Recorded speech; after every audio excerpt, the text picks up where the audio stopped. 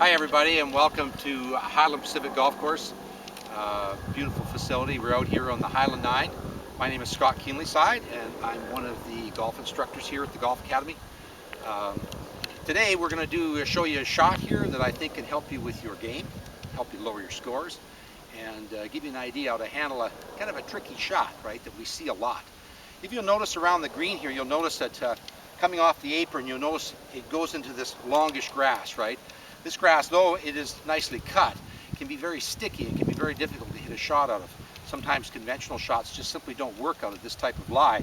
So I'm going to give you an idea today about a shot you could hit that might work nicely for you, and it's one of those shots that you kind of got to create or kind of invent to be able to I think get the ball close to the hole on a regular basis.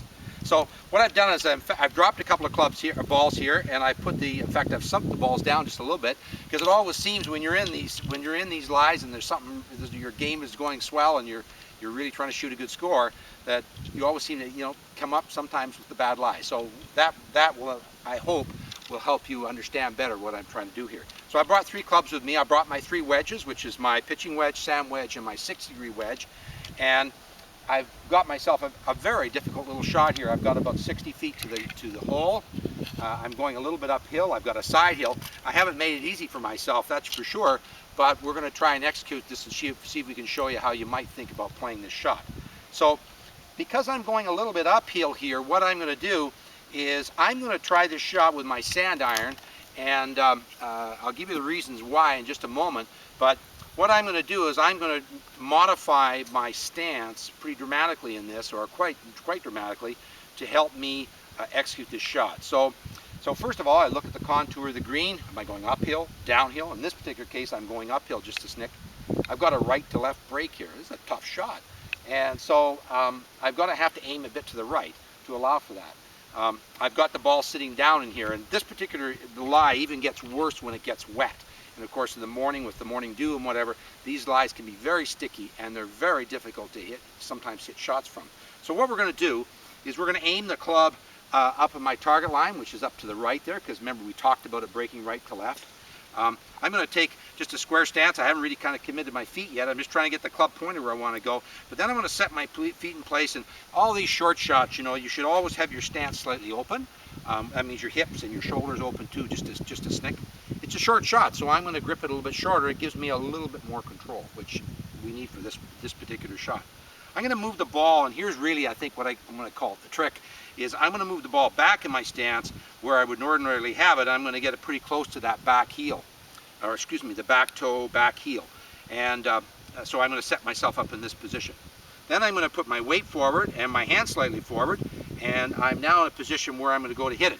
But where it's going to change, where it's going to be slightly different than a conventional shot is, in fact, because the ball is sitting down, what I'm going to do is I'm going to hit down on the ball. I'm going to get quite wristy at the start, hit down on the ball, and what I call pop it out. I'm going to pop it out, and there's not going to be much of a follow through. In fact, I would suspect I may even dig into the turf just a little bit, but I'm going to hit down, I'm going to pop it out, and then have it run up to the hole. Okay, so let's try it, see what happens. Okay, so aim the club at the target. I'm going to take my normal stance. I'm going to move it back in my stance. I'm going to get my weight forward, my hands forward, okay? And then at this point, I'm going to get wristy at the beginning. I'm going to hit down on the shot, and then I'm going to pop the ball out.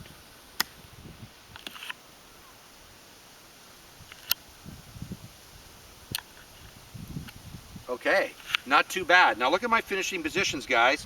You can see how my weight's forward, my hands are forward. You notice my left wrist is not broken down here. It's very important. That's what helped me come into the ball with that bit of force, is the fact is that this has not broken. For a lot of you folks who, in fact, break their wrists on their chipping, that's going to lead to some pretty erratic shot making. So you can see I've got that ball up there about 4 or 5 feet, and I've got a chance of getting that ball down from there. I like this shot. Shot looked pretty good. Okay, so now what I'm going to do is I'm going to use now my pitching wedge for this shot. Same shot. And is the pitching wedge the right club? Well, perhaps. One of the reasons is that I say that is because I'm going uphill, so I probably want the ball to run a little bit more. So one thing I want you to remember about this shot is that as I move, if I'm looking at a conventional golf club in this fashion, as I move my hands forward, as you notice I did when I set myself up, what I'm doing is I'm de-lofting the club. So I'm expecting that golf ball to come off, not like a pitching wedge, but I'm expecting it to come off maybe 7, maybe 8 iron. So it's going to run a bit more. So make sure you factor that into how far you want the ball to go in the air, how far is it going to roll on the ground, okay? That's super important, and I've said that in many of my articles about the short game. How far do you want to hit the ball in the air? How far is it going to roll on the green? And that is one of the keys to becoming a better short game player. Okay, so let's try this same guy with a pitching wedge. Okay, so same thing. I've got the ball sitting down. Ooh, I've really got it down there, right? And I'm going to get the club lined up on the path that I want it to, where I want to shoot it. I'm going to take my normal stance. I'm going to move it back in my stance. I'm going to put my hand slightly forward and my weight forward. At this point, again, as I'd mentioned, I'm going to get wristy. I'm going to get wristy at the beginning, and then I'm going to hit down on the ball, pop it out, and see if I can get it up there by the hole. Okay, so here I go. So I set the club, the target line. I have a club, just always set the club straight up and down when I start, just like this. I set my feet, they're square, I'm open. My feet are open, my hips are open, my shoulders are open. I've gripped the club a little bit shorter because it's just short shot. That allows me to come a little bit closer, a little more detailed work. Okay, then I get my hands forward, my weight forward. I'm going to get wristy at the start here. I'm in fact going to move it a little further back in my stance. Okay, and then it's just a question of hitting down and through. Ooh, that one's really good. So there you go. So there's a couple of shots. This is the first time I've tried this shot, so this is a pretty nasty shot, but you can see the technique. If you get the technique right, you get it figured out, that the outcome can sometimes be very pleasing. And then you can make the putt, go on to the next tee, and really feel really solid about your game. Thanks very much.